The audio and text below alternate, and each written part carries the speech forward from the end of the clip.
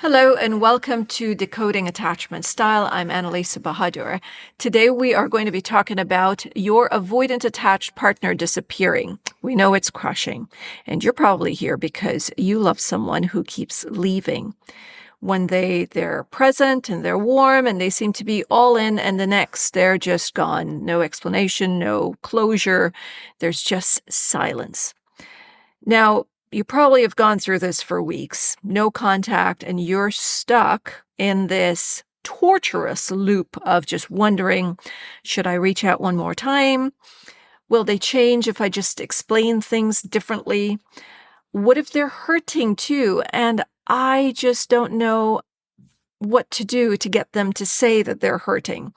You see, oftentimes we're busy thinking about what they're going through instead of what we're going through and what we think we should be doing. So let's try to explain why this is going on, because it's really not crazy for you to hope. You're not weak for still caring, but you're probably at crossroads. This is where you have to decide whether you're going to keep banging on a door that's probably never going to open, or you want to build up some strength and walk away. And again, I know usually when I say stuff like that, or when you hear people say something like that, that you have to end a relationship, you start to feel a little anxious. You get really scared. There is no need to make a decision right now. Right now, you're just getting some information so that you're a little better prepared and aware of what's going on. And then when that decision sits well with you, you're going to be able to make it, right? So let's just break down a little bit of what we're going to be talking about on this episode. If you haven't subscribed yet to Decoding Attachment Style, this podcast, I would suggest you do that so that when new episodes come out, you're given an alert. Okay, so on this episode, what we're talking about is why avoidant attached persons pull away. You need to know it's not about you. Why talking again hardly ever works, or talking more hardly ever works. The painful truth about this belief that this is my person. Yes, I believe that souls are connected. I believe that we meet people for a reason. Sometimes they're there for a lifetime. Sometimes they're there for a season. But I do believe there's always a reason they are in our lives. And if not at all times, the reason is to bring us a lesson. Now, if they should stay in our lives or not, that is dependent on a number of factors. One, their choice and yours. We're in a universe of free choice. We're on an earth where there's free choice. A lot of times it is our ego and the need to control that keeps us in this painful loop of making someone stay with us and making someone choose us. And you don't have to do that. And I'm not here to judge anyone. If you've listened to me before, if you've been following me for a while, you know that I've spent decades in the skin of an anxious attached body. I wanted to be free of the feeling of needing someone to validate me, or dependent on someone to prove their love so that I could feel whole and fulfilled.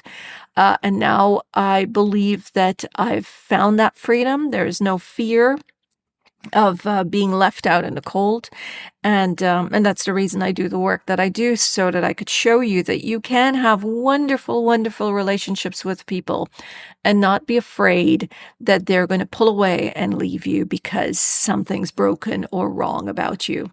So we're going to be talking about why the avoidant pull away, why talking hardly ever helps, the painful truth about this is my person, and what you can do now. And I'm going to give you some step-by-step guidance at the end of this podcast. First, let's talk about why avoidant attached persons disappear and why it's not about you. Avoidant attached individuals are not cold. I know on social media and across the internet, there's so many people who are angry. Again, I used to be one of these persons before I really understood attachment styles. They're not cold. They're not robotic. They're not uncaring. They're not incapable of love. Their behavior how they show up, how we're seeing them. We're seeing them as cold, distant, aloof. These behaviors are deeply, deeply rooted in a lot of childhood fears. By the time someone is 7 years old, they have mastered their personality. And this is who they're going to be in their adult years, unless we stop and see that how we're showing up is really not helping us to grow. It's holding us back. The fears of, allowing someone to get close to us or us getting too close to them, that fear really just holds us back from the kind of life and success that we want, whether it's professionally or personally. But we need to be able to recognize that. So an avoidant attached person, they've learned how to protect themselves from a very, very early age. And so the way they're behaving in the relationship has nothing to do with you, really. I mean, can we, as if we're an anxious attached person, are we somewhat indirectly responsible for their shutting down at times? Yeah, because I remember as an anxious attached person, I could be really aggressive. I could be very intense. I used to be kind of nasty, sharp in some of the things that I've said. And looking back at myself, some of the things that I've said or done, nobody would want to be with that person. If someone came to me as my past self, if I was in a relationship with me in my 20s or even me in my early 30s, I would say, no, I don't want to be with that person. Right. So we've got to be able to take account for ourselves too and see how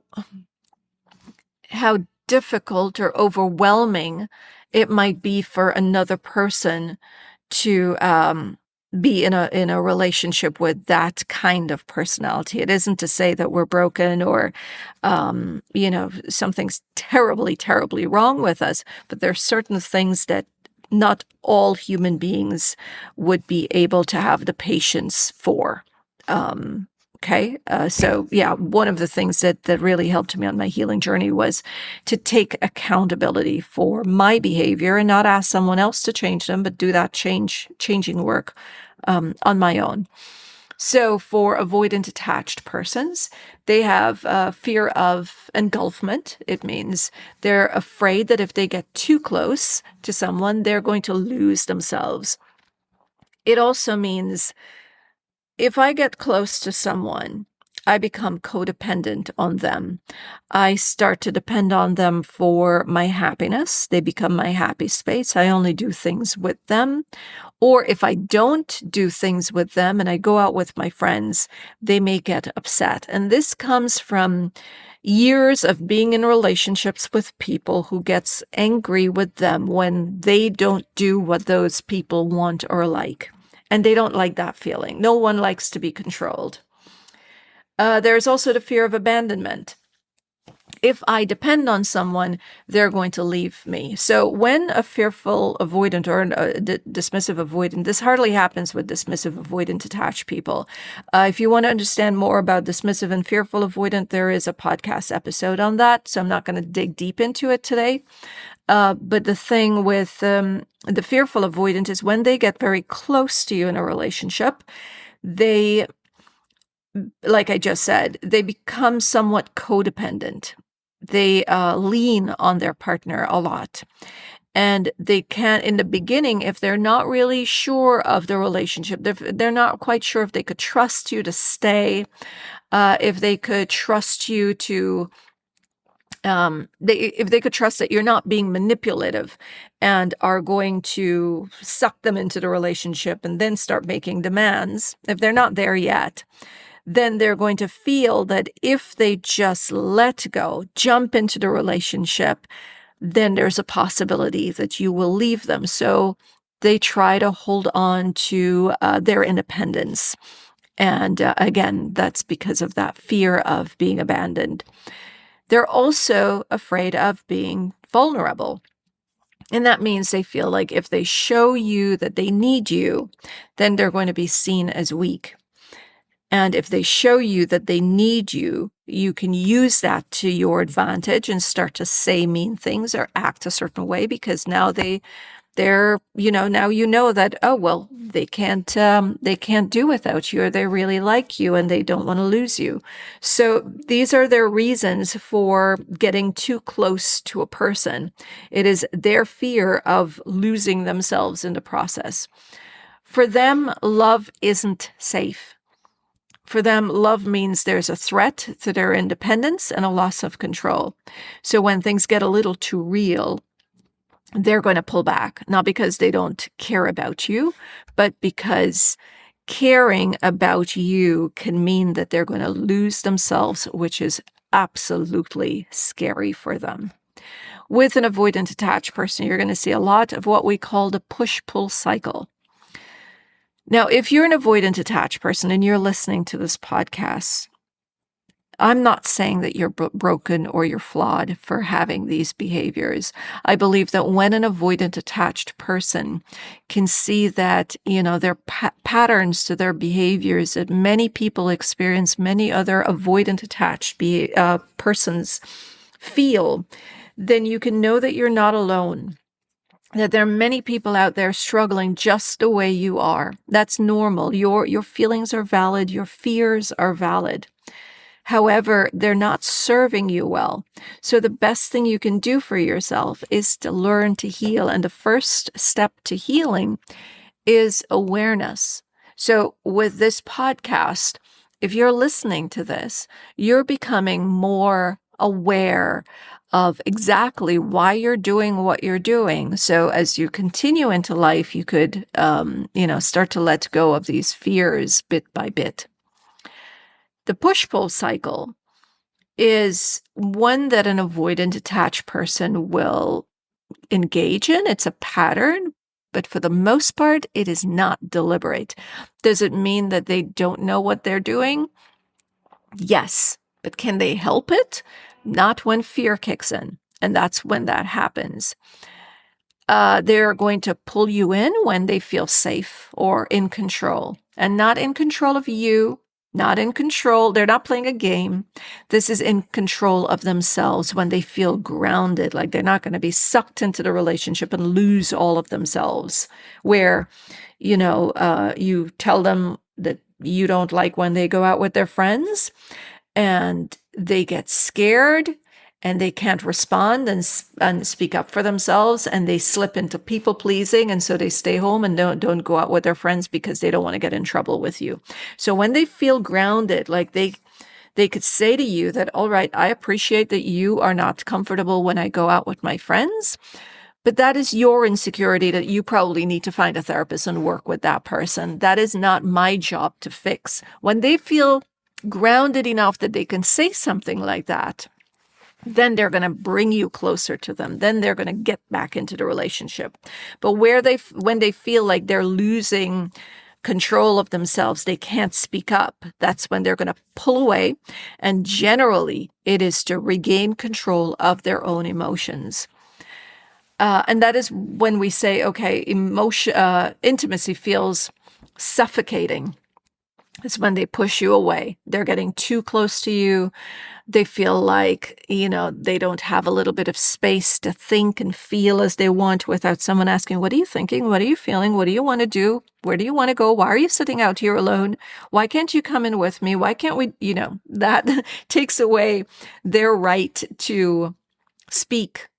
They feel like if they don't do the thing that you want, then you're going to get upset. And they also have that fear of abandonment, right? So if you're upset, they start to think you're going to leave them because you're not getting what you want. They are going to return when they miss you, but only when they have enough distance between you to know that they're safe. That is why even in a relationship with someone who's got an avoidant attachment style, and again, if you've been following me for a while, my partner is fearful avoidant. One of the reasons our relationship works is you have to be able to give the other person space. You have to be able to respect their boundaries. And you don't always need someone to tell you what their boundaries are. If you have boundaries, then you can have a better gauge of what someone else's boundaries will look like. So, for example, I know the hours that he goes to work. Those are not hours that I will message him or call him for any reason, because there isn't ever a reason where it is such an emergency that it cannot wait for when he gets home. If I know that he's out with his friends, or if he's out with his kids, or even if he's at the gym, I will not reach out to him. That's his time, his space. Could I have done this with a partner in my 20s or 30s? No. Even when my partner and I first got together, I didn't know how to do that. I thought it was just so strange to be in a relationship and not communicate with each other. But I didn't realize that that was my insecurity. I didn't even have boundaries with myself. If I was working on something, I would just drop that thing to respond to someone else. So I didn't have the boundaries with myself. And so therefore I could not appreciate the importance of someone else's time. And it's by appreciating our time, respecting our time, that we could set the boundary. The boundary is really just a fence that you have to protect the thing that's important to you. Okay? So when you start to have boundaries with yourself, you're going to be able to appreciate their need for space. And in that space, when you let them just be, you let them do things, then they're going to be going through experiences. And in their experiences, they're going to miss you. They may want to share something with you and also can't wait to see you in the evening and share it with you. Or they may realize that you have become their safe space and they can call you or text you and ask for feedback or whatever it is. But the space allows you, the other person, to miss you. Okay. So they will return when they miss you. This is why so many people will preach the importance of going no contact. But what happens in the no contact, a lot of people see it as a strategy to pull back the other person. In no contact, what you want to do, and it's something that I shared again when my partner and I went through a breakup, the moment the breakup happened, I got into my head and asked, okay, what do I need to work on? And I started to reflect on the relationship right away. I am not kidding. I sat in a sofa, pen and paper, and I started to reflect on the relationship. What went wrong on my part? What did I do to myself that I should not have? What did I accept that I should not have? How could I have changed course? And I started to work on myself. So no contact isn't about sitting there waiting for them to return, because chances are when they do, you're going to head right back into the same old patterns and the relationship will end. I remember us talking during the time of the breakup, and he said, you know, if we're meant to be together, we will get back together, and I believe we will. And I said, no, we're not going to get back together, not as we are right now. We had to change. We had to really reflect. And I remember him pausing, and he said, you're right. We can't get back together if we were the same people. We need this time. And so I believe, I can't speak for him, and I don't like speaking for him. But what I can say is that the time of being apart, even though we did not go no contact, the time of being apart is a time to pause and reflect upon all the past behaviors we've had in relationships, take accountability, and start making some changes now. Start saying things like, no, I jumped in, I gave you my trust without getting to know you. If we get back together, or when we get back together, we're going to start slowly. We're going to start a whole new relationship. So in that time of being apart, you will start to miss the other person for sure, and that person is probably going to come closer to you, but you've got to do the work on your own. So just to refresh, the push-pull cycle, They pull you in when they feel safe, when they feel in control of their emotions. They push you away when they feel like getting too close to you is suffocating for them. And they're going to return when they miss you. But only once the distance tells them, the distance that you've had together tells them that they're now safe. Now, why does it feel like they're your person? When we're in a relationship with someone who's the opposite of us, that we are at friction with them. We're trying to get them to see us, and we're trying to prove to them that we are the person for them. It can create what feels like a very intense emotional connection. And this is because the avoidant attached person is highly independent, which it can feel very refreshing in the beginning. It's also something that as an anxious attached person, you want to experience for yourself. You want to be more independent. You see things about them that you admire. Now, it's also because their moments of vulnerability are rare. So it makes it feels almost sacred. Almost, it's like something that you're looking forward to. So when they finally do open up, oh, it is the sweetest thing. It's the sweetest moment. Now, what I'll share with you is that when you become securely attached and you don't need that, you're not holding on to them sharing a little bit of feely, touchy stuff with you that feels like this magic potion that lights you up. If you're not waiting on that constantly, and they become safe because you're not asking questions like, why aren't you sharing? You used to share. You don't do that anymore. When we stop doing that because we don't need it to feel connected, that's when you get a lot of it.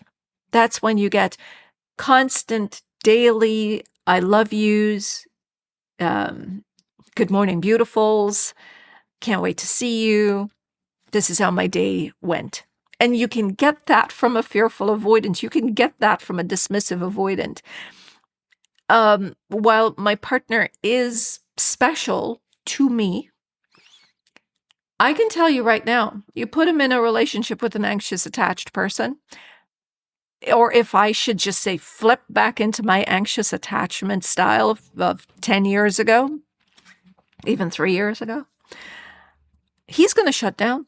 He's going to go right back to who he was when we first met and we did not understand each other. So both parties will have a lot to do with the health of the relationship. Kind of like a bank account. I've used this analogy before. You're two individuals putting into a bank account.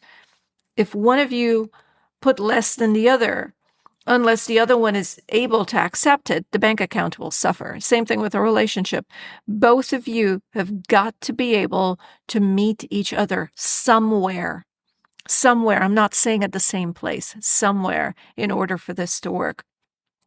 So there is that, the vulnerability, which feels rare well, if you're listening to this podcast, in your situation, you're probably not getting the I love yous often enough. Maybe you only hear them when the person feels like they're going to lose you.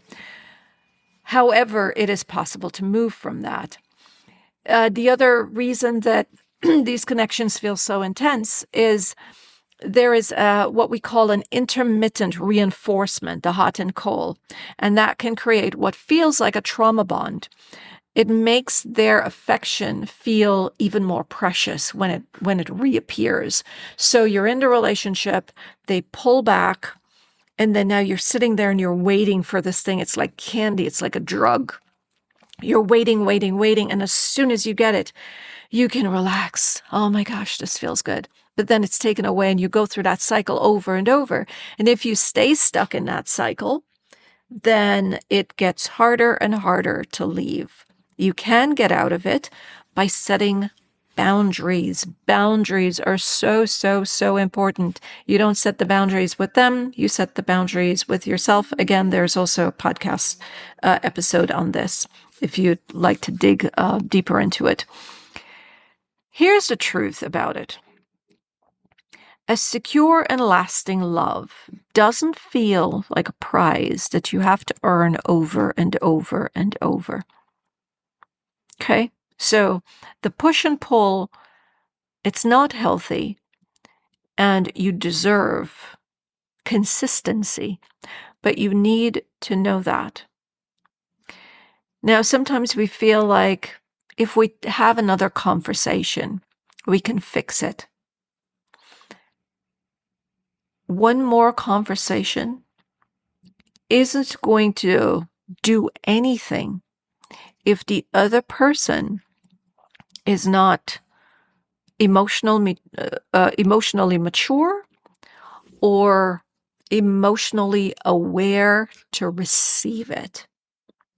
You're probably thinking that if I can just explain how much this hurts, they're finally going to understand. Or if I can show them that I'm serious this time, they're going to change. This happens especially if you've broken up before and got back together. But here's what's exactly happening. When you break the no contact, they're probably going to feel pressured, and then they're going to pull away some more. They're probably going to feel guilty. And sometimes we think if we make someone feel guilty, they're going to come back. But for the avoidant attached, they're going to shut down and avoid that discomfort. They don't want to feel guilty, so they're going to pull away. You probably feel like if they reach out and you're reassured just enough, you're going to get hooked again, and then the cycle is going to repeat. So now you're in fear. You want to know that avoidant attached persons don't respond to ultimatums or emotional appeals. If you're begging and you're pleading, they're going to lose respect and they're going to pull away. If you try to give them an ultimatum, they think that you're trying to be in control of them and they're going to walk away. They only respond to safety. And safety for them means distance. When you give them the distance, when you pull back, you're showing them that you respect yourself and they admire you for that. When they ask for space and you just pull away and you get about your life, you're telling them that your space is going to be respected as well, but you're also telling them that you're hearing them.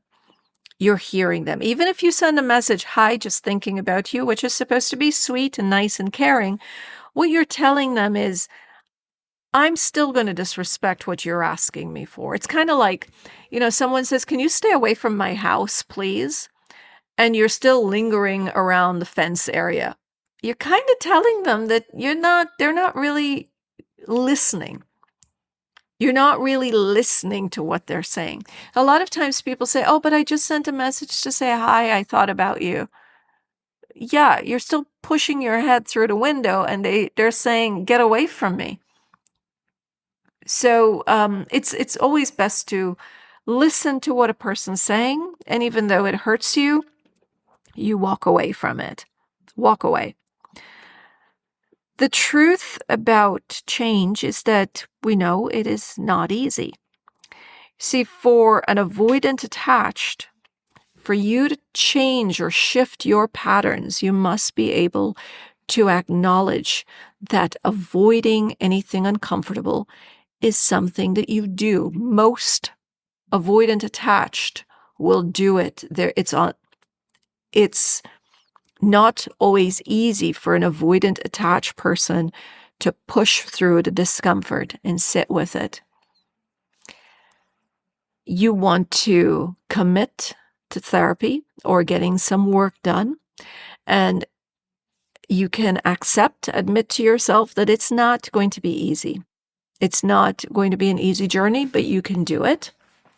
You also want to tolerate the discomfort for as long as you possibly can. Even if it's like 15 minutes, sit there with the other person and then say, okay, I need some space right now. I need to walk around the block or whatever it is. I'll come back in an hour. I'll try to come back in an hour. Unless an avoidant attached is actively doing work, no form of change is going to happen. And you have to accept this. Now, for the painful truth about this being your person, well, there are two possibilities. One, it could be your person, but they're not ready right now, or they're working through some stuff. And this happened in my relationship. My person, but I also recognized at that time that my person needed to work through some other stuff happening in their life, might have happened in their past, in order for us to move into a future together. See, sometimes we need to work through, or not sometimes, we need to work through unresolved past issues before we can embrace something new fully. You can't have your one foot in one boat and another foot in another boat and not expect to be pulled in different directions. You have to be able to hop off of one boat, get into the other one, figure out the route that that boat is going. Do you want to get into that one before you could get over into another situation, another boat, and continue the journey there? So there are times we may meet someone and there is a strong connection. However, it is not the time for the two of you to be together. Even soulmates must choose each other at the right time, at the same time. So if they're not choosing you right now, perhaps it's not your person for this chapter in your life, right? We meet people at different places, different stages, and we don't know what's going to happen in the future. We just have to let the future play itself out. It could very well be that this person was just a lesson for this time to help you in your future journeys. So I've dated other people before I met my partner. Those were people who came with a lesson, and I know the lesson that every person has brought into my life. I see it. I might have missed some of them, and as time moves on, I'll find those lessons, but I know that there were lessons that not only helps me in my relationship now. It helps me with the work that I do. It helps me with the way that I am as a mother and as a friend and as a partner. So sometimes people are lessons in your life, moving you on the journey that is your life. Some people may enter our lives to teach us about our boundaries. I know I've had people in my life, even my partner has been very instrumental in teaching me how to set boundaries, how to find my own worth, my own value, and to teach us what we won't tolerate again. There was a relationship I was in years ago, and it was a physically abusive relationship. And in that relationship, I knew I deserved more, but I did not have the strength to leave, and I questioned that for a very long time. Now I think about it, and I met with a friend recently who knew of this situation and knew of the person I was with. And we're talking and laughing, and I asked her, I said, can you imagine if that should happen to me now? If who I am now was the person who met that person, what would have happened? And she laughed and she said, yeah, you would not have gone out with that person at all, because the signs were there from the very beginning. And what happened, I'll share with you. We had met, we were attracted to each other, you could tell from across the room, but we had not gone out with each other just yet. You know, he would text me every now and again. And one evening, he's texting and calling, and I'm out with some friends, and I'm in my mid-20s. And he couldn't get me, so he sent me this nasty voicemail calling me the worst names that a woman can hear about herself. And instead of blocking, or instead of saying, oh, okay, well, this person's showing me who they are, that's it, that I'm done with this is not going to go anywhere, I called him back, crying and begging him to see that I wasn't what he thought I was. As an anxious attached person, you're so desperate for people to see that you're a good, kind person, that you're not the evil that they think you are. And this comes from growing up believing that you had to measure up to someone else. Now, I had really good parents. I wouldn't choose any other parent.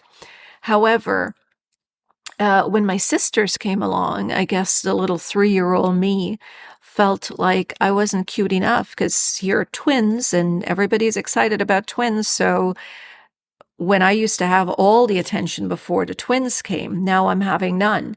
And so I guess I started to feel like I had to be more, do more, be better, prove myself to my parents. They never asked me to, but I felt that that's what I had to do to regain my status as the cutest little girl in the family. And that could never be because now we have twins and they're not going anywhere. So I suppose I spent the rest of my life trying to prove that I should be chosen, that I should be special again, trying to chase that love and get it again. And of course, with parents, we give that love, but you can't give a person full attention. I mean, for the first 3 years, I had all of their attention and every other family member because I was the only baby in the family. And now it's gone. But family members and parents will come around and they show you some love and some kindness as they share that love and kindness with other siblings. But here you are still wanting all of it all the time, like you had before. So that I believe shaped my anxious attachment. The thing is, we want to learn how to see our own value, see our own place in the relationship. It's if I had been able to see that I had my own special place as the eldest sibling, as the first child, as I have my own share of love, I come with my own specialness, that I was able to walk and talk and dance and play at the age of 3 when my sisters were dependent. They weren't me. I might have seen my specialness, but I didn't get that chance to. So we must be able to see our specialness in relationships. We don't have to feel as the only one chosen. In my relationship, my partner's got a number of things going on just as I do. My partner has, children and work, friends, his hobby, his alone time, and he's got me. And we are all priorities depending on the time and just the same as him. So, and I have my own specialness, right? What I bring to the relationship, no one else brings that to the relationship. What his kids bring to the relationship, I'm not capable of bringing that to the relationship. But we all have our specialness. And when we know that we are a priority and we don't have to prove to anyone that there is we should be their everything. So in knowing our specialness, we also know what we won't tolerate. Again, we set our boundaries and because we know our worth and our value. How do you tell the difference? Well, you have to ask yourself, has this person taken accountability for their patterns? So this is how you know if they're your person or not. Do they take accountability for their patterns? And it's not one-off accountability. Do they do this consistently? Do they show consistent effort to change? Does being with this person leave you feeling more secure or more anxious? If the answers are no, then there's really a lesson to be learned. And you have to find a lesson so that you can let go. Here's what you want to do. You want to grieve the hope. You want to let yourself cry, scream, shout into a pillow. Write a letter that you're not going to send. Accept that the relationship you wanted is not the one that you have right now. You have to be able to choose yourself. No contact is not a tactic to get them back. It's a boundary that you're setting with yourself. You are saying to yourself, I will not accept this kind of behavior. You're going to block them if you need to. It's not petty. You have to be able to learn to decipher and decide on what energies come to you or not. If it's not going to bring you peace, you have to be able to remove yourself from it. Protecting your peace is so, so, so important to healing. And you make no apologies for it. Stop checking their social media. It's only going to get you overthinking and assuming things that in many cases I find with my clients are not true. Every time you look, you're going to reopen that wound. Your mind stays on them. You don't need that. What is very important is to redirect your energy, reconnect with friends, pick up a hobby if you don't have one. If you have 10, add an 11th to it. If you don't have goals, set goals. If you have a lot of goals, find another one. Dream big. Go out and date yourself. What you've neglected while waiting for him or her or them, do it for yourself now. Date yourself, fall in love with yourself, get to know you as much as you get to know everybody else. Decide on your deadline. Give yourself a time frame. If you feel like you're going to wait for them another month because they ask for space, do that. And if they don't show up, just walk away. When they show up, if they show up, you're going to decide how you're going to approach it then, if you're going to give them another chance or not. But no need to think about that right now because it's not happening. Try to stay as present as you possibly can. You also really want to learn the lesson. For the love of God, learn the lesson, or you're going to keep repeating the cycle over and over. And I'm telling you, I see people in their 60s, 70s, 80s, 90s, and yeah, I'm not kidding, 90s, still repeating the same mistakes. You have to ask yourself, what did this relationship teach me about my needs, my boundaries? Again, my boundaries is not me telling you what to do. I am not telling you, hey, if you don't show up and listen to this podcast every week, I'm going to stop doing the podcast. Who's going to be hurt? Not you. I will. So I'm just going to let you be. I don't tell people to listen to the podcast or not. It's entirely up to you. And if you choose not to, that's entirely up to you. I'm going to keep doing what I'm doing. That's my boundary. I'm setting the boundary with myself. I'm going to keep doing this podcast because it brings me joy, because I know it benefits other people, and the people that it benefits, they're the ones who are going to listen. Same with you. I'm going to give my love this way. I'm going to say this doesn't work for me, and I'm going to walk away when it doesn't work for me. And if that doesn't work for you, that's okay. Who it works for, those are the people who are going to come into my life. So set your boundaries. How will you choose differently next time? What are you going to do differently? Maybe you're going to take your time getting to know the next person. Maybe you're going to let them earn your trust and your love before just handing it to them and telling them, oh, you're just so cute and adorable. I'll give you all of my love and all of my respect and all of my trust and time without you proving that you deserve it. And you've got to ask yourself, do I deserve love? Because if I'm accepting what this person is giving to me, there's a part of my whole psyche that's saying I deserve the crap that they're giving me. So it's a huge lesson for all of us. Why am I accepting this crappy behavior when I'm saying, and I know I could feel, I deserve more? This podcast was not about blaming you or blaming an avoidant attached person, you as the anxious or the avoidant attached person. It's to help you to recognize that love shouldn't feel like you're constantly fighting for someone to see you and choose you. You need to know that you deserve consistency. You need to feel secure. And you need a love that's a give and take. There must be reciprocity. If someone can't give you that, then the greatest act of love that you can give to yourself is to walk away, empathize that they don't have the capacity to give you what you need and what you want, but you can do that for yourself. Remember to hit the subscribe button if you haven't done that as yet. Share this podcast if it's been helpful for you, and join me again next time for another episode of Decoding Attachment Style.